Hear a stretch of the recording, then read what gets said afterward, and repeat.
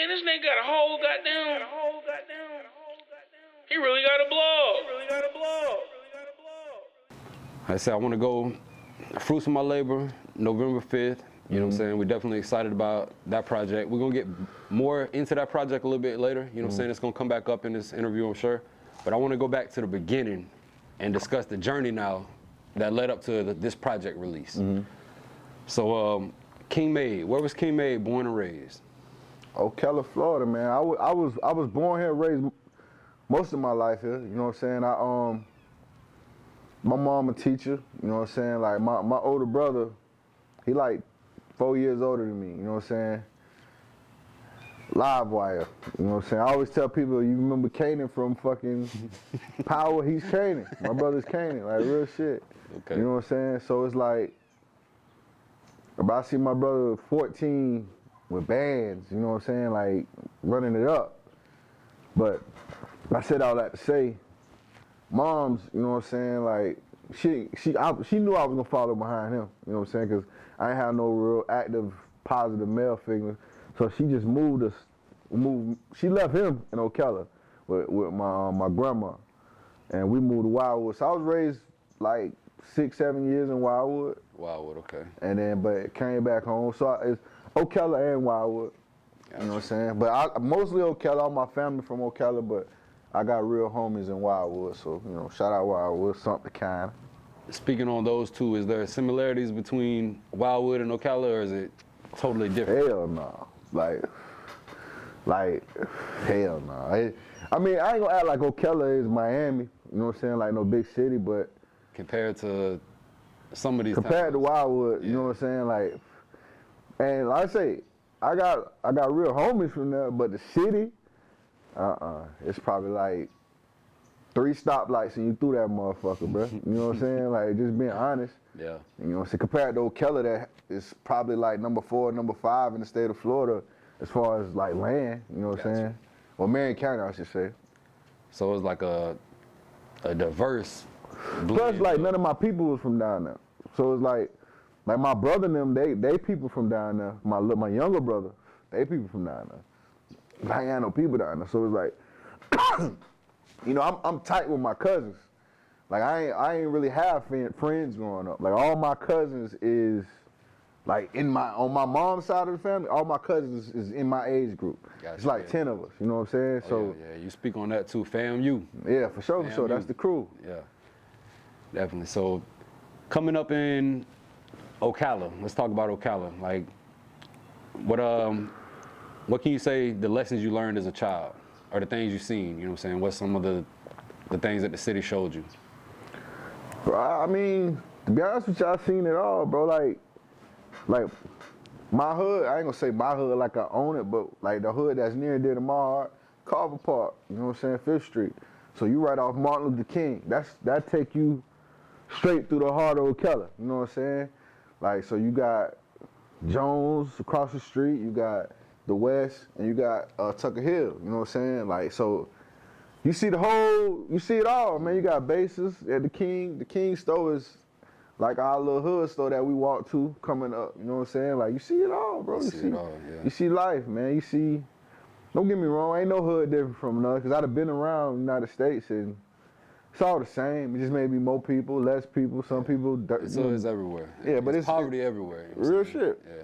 And you kind of, when you travel, you kind of see how the system set this shit up like that as well. You know what I'm saying? They put liquor stores and the pawn shops, the gun stops in the hood, you know what I'm saying? So it's kind of like you setting it up systematically for that, you know what I'm saying? So they place a hood in every, you know what I'm saying? They place one everywhere. And on top of that, like one of the biggest like rap groups, well, they ain't the only rap group from that was popping at the time. The Strangers was from like basically my hood. Like, you know what I'm saying? Like they was on the back end of the hood, you know what I'm saying? So it was like that was a big thing for us, you know what I'm saying? When that Starbound album came out, and you know what I'm saying? I'm like, these niggas from the hood. Like, I see these niggas in the hood. Like, so that was, I mean, and it's crazy because I'm not thinking I'm gonna be a rapper, you know, so that I'm gonna rap when I see them. I just see, you know, my hood. Yeah. And you love it. Right, and that's crazy that that you mentioned that, because that was my next question. Was music a big influencer in your life as a child? Yeah, I mean, yeah, shit. What, you know, who don't grow up to Al Green and on Saturday morning, your mom waking your ass up listening, you know what I'm saying? But, like, shout out my older cousin Ricky, man. You know what I'm saying? Like, he the one who, like, because before I was straight fucking No Limit. I had a No Limit chain, nigga. The tank chain. Yeah. I was No Limit, fucking just straight down south shit, you know what I'm saying? And my cousin, UGK, all that. My cousin, he the one who brought my, like, you know what I'm saying, my music spectrum. Like, he gave me, I'm going there, he listening to Jay and Nas, and I started getting fucked up about them boys, you know what I'm saying? Like, I remember the first time I heard Reasonable Doubt, I'm like, oh, what the fuck? Like, nah, like, he talking that talk, and seeing what my brother and my uncles was doing at the time, like, he talking this talk over here, you know what I'm saying? So, I'd say, shout out my cousin Rick, man. He definitely helped me out and gave me, you know what I'm saying? He a pivotal person in my life, bro. So influenced you to just a different up north style, you know what I'm saying? And you start seeing similarities, differences, but just the music, the message, you know what I'm saying? You start seeing, okay, damn, this is what my uncle, I be seeing all this. Now I'm hearing a rapper talk about it, and I can relate to it, you know what I'm saying? Tell stories. So what's the first song you can remember that had a major effect on your mindset as a child? Like, just thinking back real quick, one song that you could be like, Juicy. Juicy, okay. Like, cause that was the first rap song Mom Dukes let a nigga play. Cause she was fucked up by Juicy.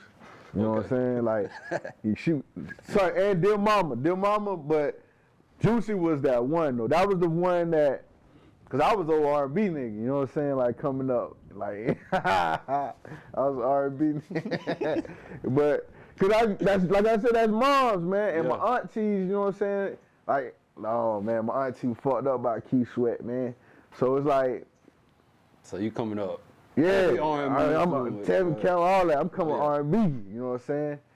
And as you come into your own, you know what I'm saying? Around, like, you come into, you know, your nuts start to drop a little bit. I want to listen to some, you know, and that damn Juicy. That nigga said hanging pictures on my wall. You know what I'm saying? Like, hey, birthdays was the worst days. All right. Now we sip champagne when we thirsty. So you seen the relatables behind it, like, okay, damn, this somebody that's coming from the culture, you know what I'm saying, that look like me, that, you know what I'm saying, that can relate, and they talking about. Plus Big wasn't no, like, I ain't gonna say he was the first, because you had Heavy D before him, but Big wasn't like no flamboyant, I mean, Big wasn't no pretty boy ass nigga. Yeah. You know what I'm saying? He was just, shit, really giving that real, man. Shout out that boy Big, man. But Juicy, Juicy was the first, like, I say that was, that's probably the first rap song I ever learned was Juicy.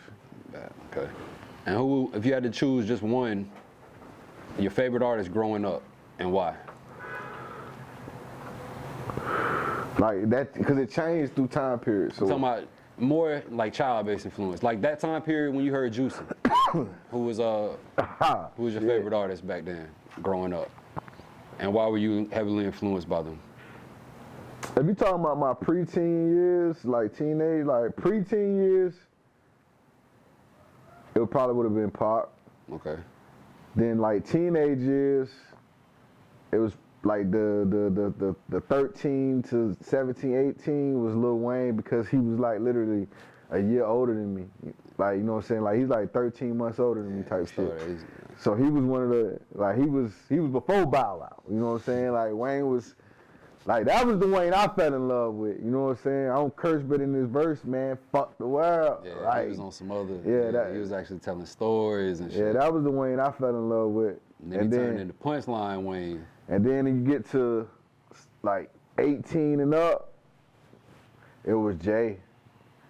Like, when I got put on Jay, it was, that boy different. Like, Jay a cold motherfucker. I don't care what nobody say, bro. Like, he's a cold motherfucker. Then it as I got older and progressed, it became Nip, man. Nip, one of my favorites, man.